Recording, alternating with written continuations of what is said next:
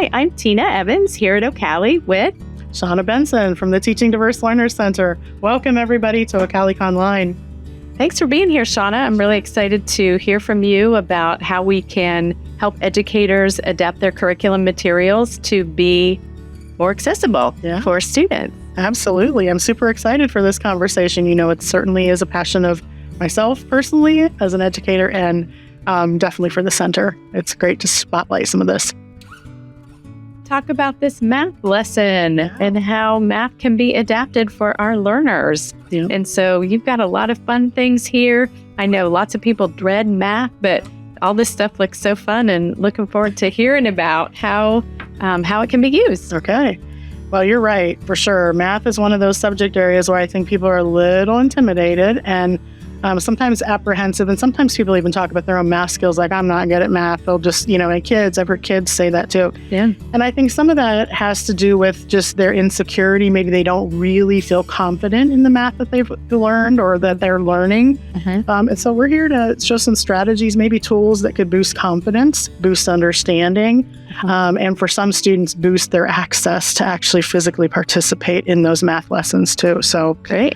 All right, and we're going to show how we're adding in supports that truly any student can use, those universal supports. We're going to talk a little bit about supports that are differentiated, that some students can choose to use and other students may not decide that they want to use those supports. And then we also may talk about some strategies and tools that are individualized for certain students. They just have to have some of these tools to be able to participate. So kind of this layer cake again of access and features. All right, so where to begin? Well, I think I'm going to begin over here beside you. I have some kind of fake food products here that we'll show everybody. But I want to talk fractional parts. So some of our foods, certainly when we think about making recipes and cooking and providing food for our family and friends, sometimes we need to make sure that we have enough, the quantity is enough, or we need to divide things down to make sure the portion sizes are correct for everybody. So what I have here are just some samples. You can see that some of the samples of food are coming in. We can actually break those down into halves. So you have the two halves and then the fourths for the pizza. Okay. So we could portion that out and give everybody an equal portion or slice. Okay. The cookie is representative of a whole. So if you don't want to share your cookie, you can just have the whole thing. And then, of course, there are quite a few of the foods here that are divided in half. So students can actually physically divide the produce into halves. And again, you can do this with real produce. You don't have to use fake. For some students, this is better. This depends on the student. But and again, we're thinking like littles, preschool, kindergarten, first grade-ish. And fractions, though, go clear through the grade range. We're working with fractional parts. So sometimes this is a nice reminder about what those fractional parts look like. The visual support is helpful, and actually the manipulation of breaking them apart is helpful. For sure. I think for older students, I would truly use real product rather than the imitation. But for some students, they may mouth things and need just the imitation product as well. So fractions, we started off with fractions. Let's go into something a little bit different with place value. So again, starting from some pretty traditional place value materials. So we have the hundreds, tens, and ones representation by these blocks. And again, these are commonly seen in many classrooms. Let's say we're talking about a problem and the teachers created a number problem and we have our number laid out, and I'll turn it around so our guests can see too. It's like 978. And we are asking students, let's say we have some of our blocks, our hundreds blocks are pulled. How many more? Are we adding on more? Do we need more? And we want all of our students to be able to participate. And so let's say we have students who communicate through choice or selection. Rather than using a picture card, which we've used in the past. You can see picture cards represented here with the money. So of course we could put picture cards with the base 10 blocks right there. So you could see, they could use those and see those. But sometimes it's helpful to have the real objects here. And one of the tools that I'm using here, I'm just going to showcase this really quickly because we're using it again here. These are called squigs. And they're just a little rubberized. They're actually toys, like play toys that kiddos might use at home. They have suction cups on both ends. So one of the things I think from an access feature, the squigs suction to the table or surface. So for some students who may, when they're choice selecting, may have more of a sweeping motion, and sometimes the choices tend to move while they're trying to select, it adds the stability that they need. And for some students, it adds height. So you can see there's squigs that are taller, shorter. There are actually mini squigs. There are squigs that have different, more suction cups on the top than just one.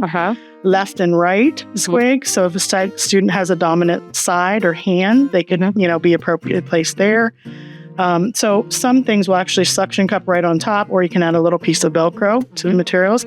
So if we were adding this student, how many more 10s? Do we need more 10s? Or tell me what you think we need to add on next. They can actually say through choice, I think we need to add 100 again. And so we're not quite up in our representation to this 900 that I'm talking about here. Or we may need more ones because we're not quite up to 8 in one's column yet. So they're telling the teacher what to add, peers, what to add if they're working together in a small group with peers through this choice selection. We could do the same thing over here with our shapes for two-dimensional shapes. Students could also make those choices there. Sometimes teachers are bringing in text, like literature, as part of their math concepts. So this happens to just be pattern block related or shape related book. And it does show, I love some of these books because they actually show the context of real life. So shapes in real life, you can see there are a variety of shapes here. There's squares, rectangles, etc. But sometimes students will need a little bit of an adaptation to help them access the book or the material. So we just have a magnet wand. We've put paper clips. The first paper clip goes up and down. The others are side to side, and we're just using the magnet wand to help them turn and access the page. Turn and access the page. Helps with us on a flat surface. And then the student can then go through and select all the pages they want. If they want to go back and reference a page, they can do that. You can offset if you find that sometimes the magnets are pretty strong and right now they're pulling 2 pages at once. You can offset your magnets a little bit higher. So it goes up and then comes back down and up. Really simple adaptation for a book. But again, it helps us start to think about the context of these geometric shapes within literature, and you're learning about it, and students can answer questions about it if we give them the right tools and supports for communication. There are some vocabulary cards that go with numbers, number sense. Most of these are either universal or task specific or activity specific. Some students can choose to use them, others not. For some students, they have to have them. So the raised platform for the choices, having the tangible choices for picking and selecting. Sometimes students will need visual support. Like first we're going to do this task, then this. They may have working for choice. Their next thing that they're working toward is there too. That may be specific for some students. They have to have it in order to get through the math lesson. We talked a little bit about communication, but we also have voice output. So for some students, and this actually is an adapted book also, if you look kind of here on the side. I see that raised up. So this one is, I don't know if you guys are familiar with the little furniture movers, the little pads that go on the bottom of the feet. Those are great page fluffers also for some books. So paper clips and furniture movers. And we're going to do a how-to video on adapted books and page fluffers. So there'll be more in there. There's lots of different options. Depending on what the student needs. But some students may actually want to participate in the counting activity. So if you have a book and you're learning how to count, this Chica book actually goes forward to 10, backward from 10. Counts by 10s to 100. Backward by 10s. So lots of great content in here. But we want everybody to be able to participate if they're calling out and counting the numbers as you go through the book. So you can have numbers that you can actually put on. We have a Velcro tree sometimes that they can put the numbers on the tree. But sometimes we're going to need some voice output too. So I just happen to have a Big Talk Triple Play, which is just a device that has multi-levels on it. It's a voice output device. The teacher could record it. And again, this is for a specific student who wants to participate but isn't vocalizing. So if they want to count with, I think I have my volume up. 1, 2, 3, and they could continue to count on from there, or depending if you're counting by tens or ones. What I love about this device too is it has levels, so you could actually have one of the levels be counting by tens forward, one of the levels be counting by tens backward, one of the levels be counting 1 through 10 forward, and then another level backward. It has 4 levels on it. Good. So lots of options. Options and tools to be able to use. Yep. So I hope that math doesn't seem quite as scary. No, it doesn't. I wish we had some of these things back when I was in school too, because I think it is, it's engaging and fun and so many different adaptable tools to be able to use. Yeah. And I think teachers do have access in their classrooms to more of the tools than they probably thought they might, too. So super exciting and fun. We have learned so much from you today, Shauna.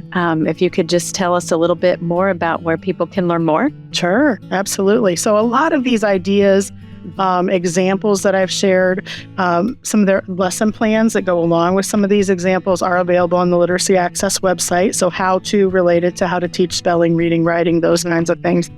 And all the other subject areas, examples there. So lots of the examples have downloadables that you can access on the site.